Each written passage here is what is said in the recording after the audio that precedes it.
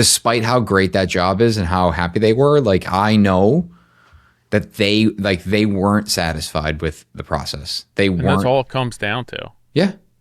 Like just expectation. What was their expectation? Did you meet it? It's like project's beautiful. It's like, why aren't they happy? It's like, because I told them it would be a 10 and it became a 9. Or because you told them it'd be done in 10 months and it took 12. Right. Whatever it is. Like there's such it's such a thin piece of ice that, you know, you lose it and it's like, great, now I'm doing all this work and like the likelihood of getting a referral is slim to none. Yeah. I think that what's really important with your referrals and your referral funnel that you're developing, right, to get leads is understanding how you're signaling those referrals. Like you need to have consistent messaging. It needs to be proven through your work and through your expectations. You have to make sure that you're managing that client experience. To me, it's almost, and this sounds bad, but it's almost as though you're grooming that client for the referral that you need, right? Throughout this through the initial inquiry, through the job, through post-construction, you're grooming that client with your expectations to make sure that you can hit the mark, and then what you need from them from a testimonial referral perspective. Like if I just expect my clients to give the referrals, it's going to be based on their program and what's important to them, which may or may not align with what works for me as a business. So I've always found it really critical, even if it's something as simple as a Google review, that I prompt them as far as what's important to me and what I'm looking for. And like, I will mention, this is why you were a really great client for me, so that they understand like what I'm looking for in clients, and subliminally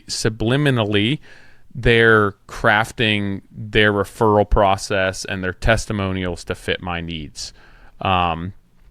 It comes down to like grooming that testimonial, grooming that referral process. It's just like, what do you want to be? What do you ultimately want them to tell someone else? If you want them to be a great you want them to tell someone else that you're a great communicator, or that you execute details well, like that are like architect details, like, then that needs to be what you focus on and make sure that they understand that you're doing. Yeah. Like, yeah, I mean, many times. Go ahead. Sorry. No, I was like, we had a client that I'll never forget. She hired us because when I walked her through our daily reporting and communication process, she was like, I love this, and hired us for it. Guess what we didn't deliver on? That. I mean, we did a great job. We daily reports, regular communication, but it wasn't the communication that I set in that initial meeting. It was great communication, like probably the best that she's ever had with a builder, but it wasn't what I said it was in that initial meeting. And I remember asking, she's like, well, you said that we would do this and that. And like, I mean, you guys did a great job. And like, we got a daily report every day, but you said we'd also get this. And you guys kind of didn't do that. And I was like, talk less, Nick. Yeah. Know when to shut up. It's how about another, so I mean, from like a referral perspective, many times I've had clients, right, where one of my big issues is timeline. I don't get the jobs quickly. Somebody wants a job done. I have jobs lined up. I have return clients. I'm entertaining new leads. So I don't get to clients quickly. So I know for a fact that there's clients that don't want to put my name out there because they feel they're going to lose their spot in line, right? Or they want to keep me to themselves. So for me, one resolution that I've had for that is when I'm looking to get referrals from that client is telling them that I'm not really looking to expand my business. I just want more clients like them, right? I'm looking for a higher quality client. And then I mention all of the key attributes of them as a client that supported the work that I want to be doing. And that helps me really, I guess, influence the way that they're going to actually refer me to other clients. It helps motivate them to say, you know what, we can give his name out, we can give good referrals, we can recommend people who are looking for work, rather than just say, hey, I'm looking to take on more work, I'm looking to do more jobs, because I know that clients, one of the big concerns is that I take a long time to get to them. So I do make sure that whatever I'm protecting myself there, and that I'm creating whatever sort of narrative I need to make sure that they are comfortable giving my name out there. It's funny when you talk about that, I think about my wife has a roster of babysitters. Yeah. And when people ask, she's like, okay. She'll like keep the ones that she like definitely wants. She's like, you should call this girl. Well, it's like when you need them in a pinch, or when your job comes up and you want them, you don't. I mean, I have an architect that I use that's always slammed, but he does like my structurals and stuff for me. But I know he always has too much work on his plate, and he'd be a really great referral. But the more people I give his name out to, the more it hurts me. So I'm like, I kind of want to I want to help him, but at the same time, I want to help me. It's dude, I think about the trades that we have brought onto our jobs, and I mean, there is at least a half a dozen trades off the top of my mind that have come to me and said, I want to do cooler work, and then we help them do cooler work, and then it's like, hey, can I get you they're like, oh, we're too busy. I'm like, no. This is not fair. Like, I helped you get here, like, you gotta fucking help me out. Like, you got to get back to my job. I always give people recommendations for subcontractors and stuff, just because, like, it's not as though I need them that much. Yeah. But then I do have one guy who's like a local contractor, and I'll give him referrals for any subcontractor, and then I'll ask him for one, and he'd be like, oh no, I'm not giving his name out. I'm like, are you serious? I just gave you like 10 people's names that I know, and you're using this guy of mine and this guy of mine, but you won't give me your one tile guy's name. And I'm like, all right, I'm not giving you any more referrals. Yeah, right. But one of the things that I wanted to touch on that I think that people don't realize the value of is referrals are not necessarily just from clients, right? It's your sub trades, it's vendors that you work with. If you think about clients who are going into a tile showroom to look at tile, a cabinetry design showroom, and they need somebody to do their kitchen, or they don't have a contractor, like, those are really great high quality referrals that, if those people already understand who you are, can generate a ton of business for you, at least for most contractors, right? If you're a super high tiered, high end contractor, maybe that's not the move for you. But for me, even like my plumber's very particular. He's an owner operator. He's an older guy. He's always asking if I'll do more work because he can't find contractors like me. And I'm like, Bob, I can only do so much. But he refers me to so many people, and I know that if Bob's clients are hiring Bob, it's because they're very similar to what my ideal client is.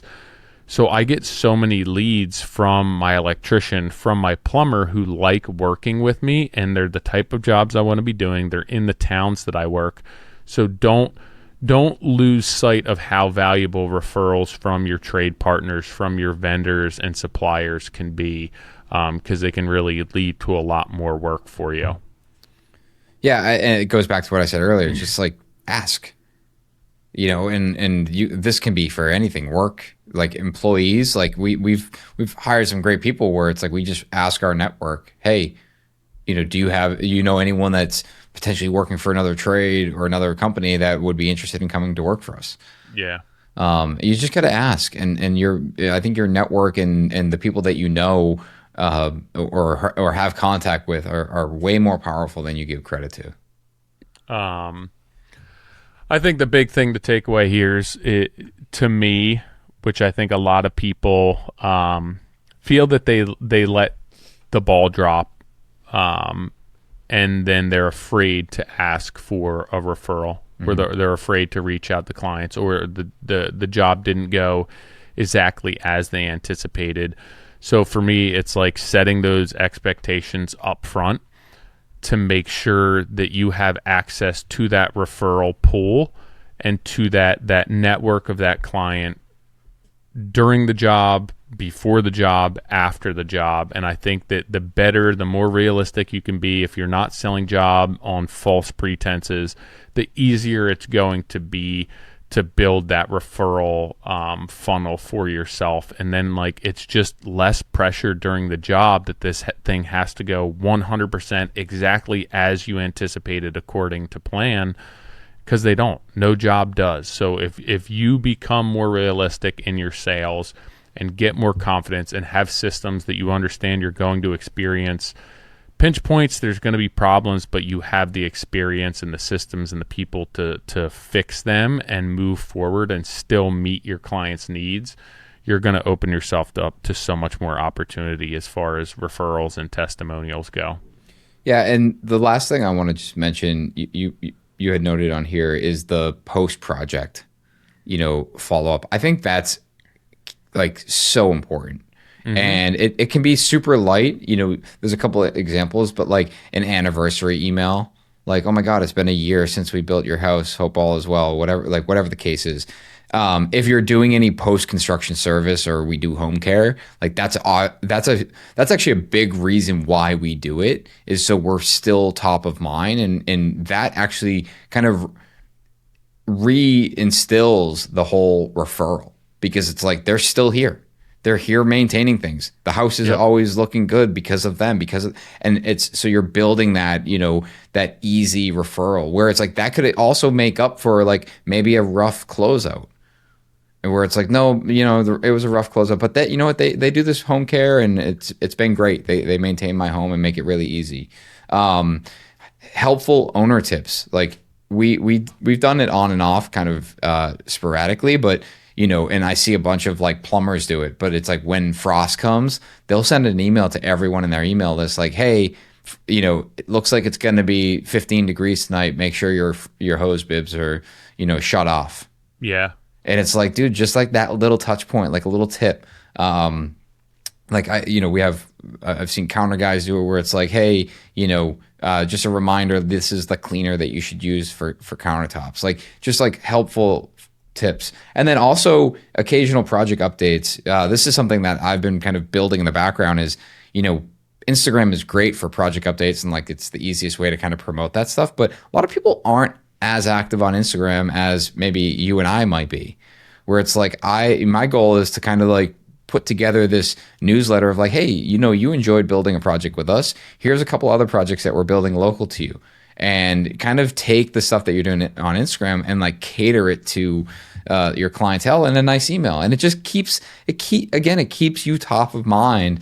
And they feel more comfortable, referring you because, ultimately they see what you've built, firsthand. Now they're seeing it through your marketing material, and if you let that relationship go cold, it's going to be a lot harder to get a referral.